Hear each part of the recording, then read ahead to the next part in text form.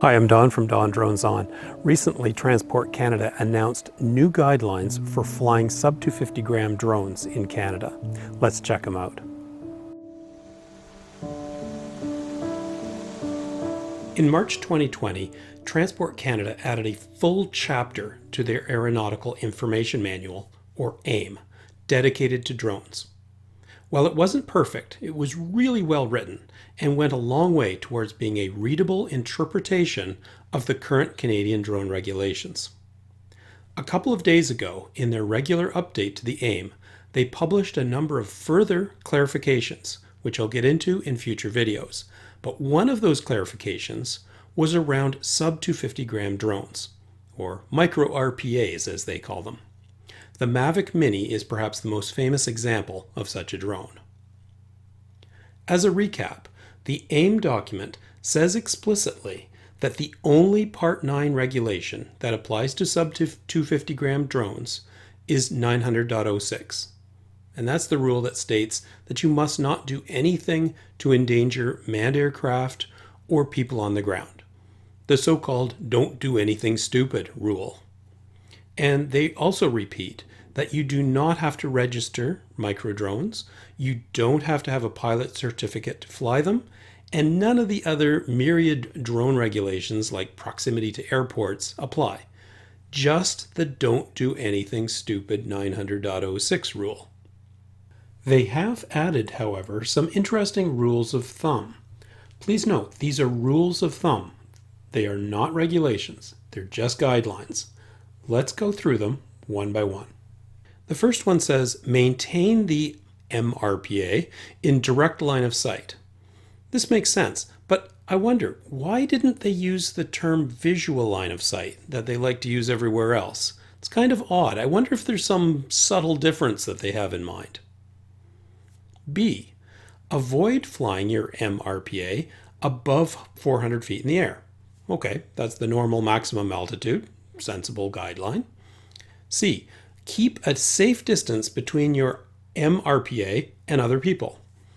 Well, safe distance, that's kind of vague, but okay, it's okay to state this, I suppose. D, stay away from aerodromes, water aerodromes, and heliports.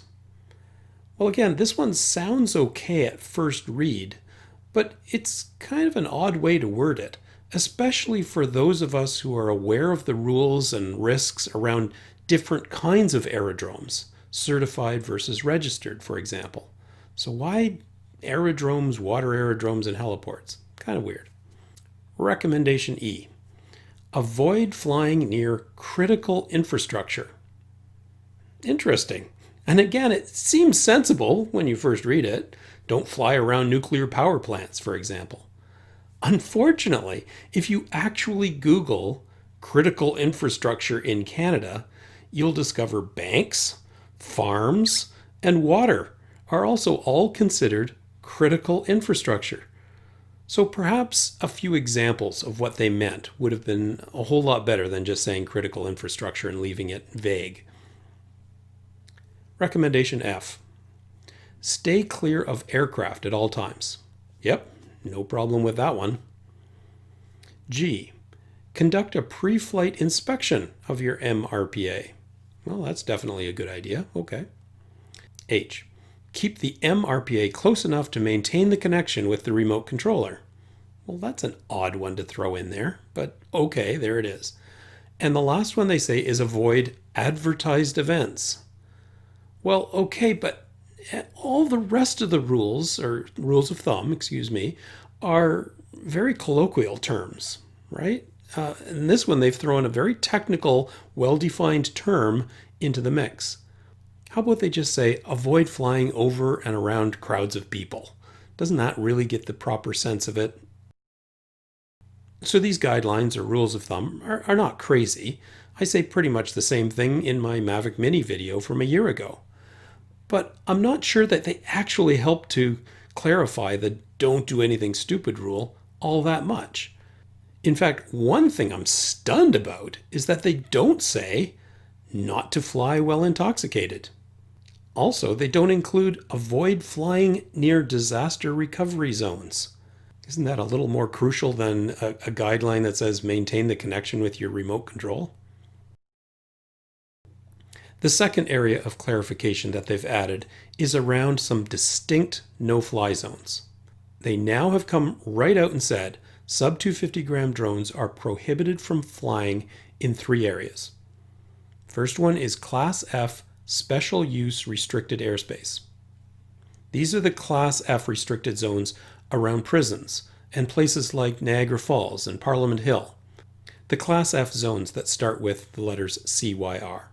This is good to clarify it. Come right out and say it.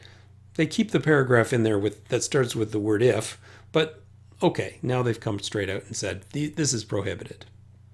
The second one says zones for which a NOTAM for forest fire aircraft operating restrictions have been issued. Again, good clarity. Stay away from forest fires, especially the ones with forest fire aircraft NOTAMs. Good. The last one is zones in which Section 5.1 of the Aeronautics Act restricts the use of airspace for all aircraft. What? Well, Section 5.1 just says the minister can declare no-fly zones for all aircraft at the drop of the hat with no explanation, and that they apply to all aircraft, including, apparently, sub 250 gram drones. I think this is a good thing to clarify. So in this new version of the AIM document, they've added some rules of thumb for sub 250 gram drone pilots and added clarity to 3 specific no-fly zones that really do apply to sub 250 gram drones. All moves in the right direction without overly restricting the enjoyment of these small aircraft. Well, there we have it. New guidelines for flying sub 250 gram drones in Canada. If you found this video helpful, give me a thumbs up and drop me a comment down below. If you don't already do so, please subscribe to my channel and ring that bell for notification of future videos. Thanks for watching.